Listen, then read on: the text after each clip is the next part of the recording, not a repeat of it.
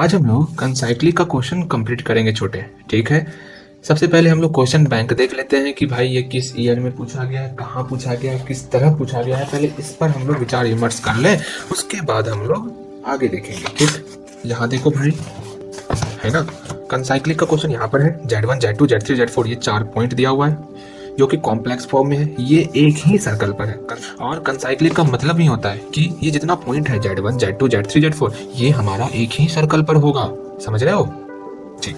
अब ध्यानपूर्वक देखो क्वेश्चन में, एक बार फिर से समझेंगे कि क्वेश्चन में हमको दिया हुआ क्या है और हमको प्रूफ क्या करना है, हमको निकालना क्या है। पहले एक बार हम इसको देख लेते हैं, इसके बाद हम लोग प्रूफ करेंगे।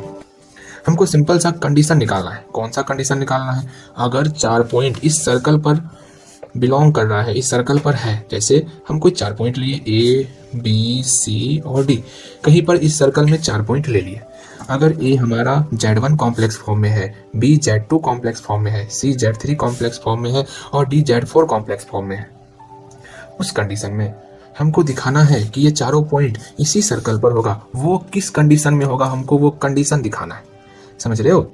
हमको बस इस कंडीशन का पता लगाना है। लेकिन इस क्वेश्चन को कंप्लीट करने से पहले आपको कुछ पता होना चाहिए। जैसे पहला चीज कि कोई भी सर्कल है, उस सर्कल का अगर हम जीवा लेते हैं तो इस जीवा के द्वारा आप जितना भी एंगल बनाओगे, जैसे ये एंगल बना, यहाँ पर ये एंगल बना, जितना भी एंगल बनाओगे वो सारा एंगल आपस में बराबर होता है। क्लास 10th में हम लोग पढ़े हुए हैं, ठीक है। और सेकेंड बात जो आपको ध्यान में रखना होगा, जैसे ये एंगल बनने के लिए 2 लाइन आया, ये दोनों लाइन में अगर A पॉइंट पर Z1 है, B पॉइंट पर Z2 है और P पॉइंट पर Z है, इस कंडीशन में यहाँ पर जो एंगल बनेगा थीटा, वो बराबर होगा, थीटा बराबर argument of Z minus Z1, यहाँ Z2 है ना, Z माइनस Z2 बटे Z माइनस Z1।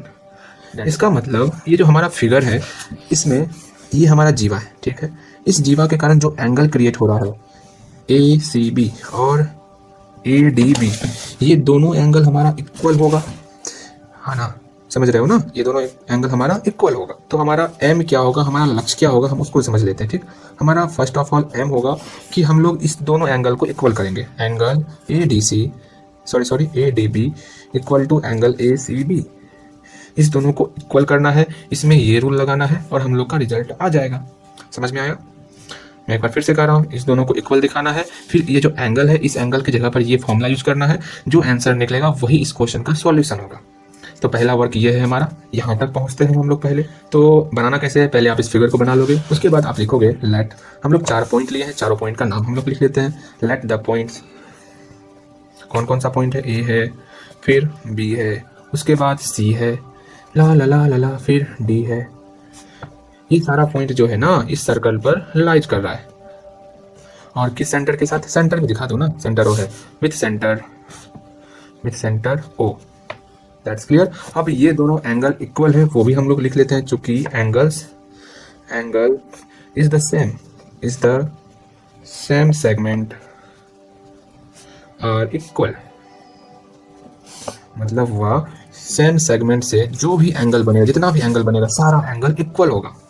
इसका तो मतलब हो गया therefore ACB equal to angle ADB। अब सिंपल सा हमको ये फॉर्मूला लगाना है। ये फॉर्मूला समझ रहे हो ना आप? मतलब इस दोनों का डिफरेंस का रेशो, दैट इज ACB कौन सा है, ACB, इसका डिफरेंस और इसका डिफरेंस का रेशो लिखना है। तो argument of Z3 minus Z2 बटे Z3 minus Z1 equal to argument of ADB में Z4 माइनस Z2 बटे Z4 minus Z1। That's clear. अब जो है हम लोग इस टर्म को इधर लाते हैं, तो argument of Z3 minus Z2 बटे Z3 माइनस Z1, ये इधर आएगा तो माइनस हो जाएगा। Argument of Z4 minus Z2 बटे Z4 माइनस Z1। अब देखो भाई, हम लोग जानते हैं ना, क्या जानते हैं, लॉग, इस तरह हम लोग लॉग का फॉर्मूला जानते हैं, log A minus log B क्या होता है, log M, that is log A बटे B होता है, पता है ना आपको।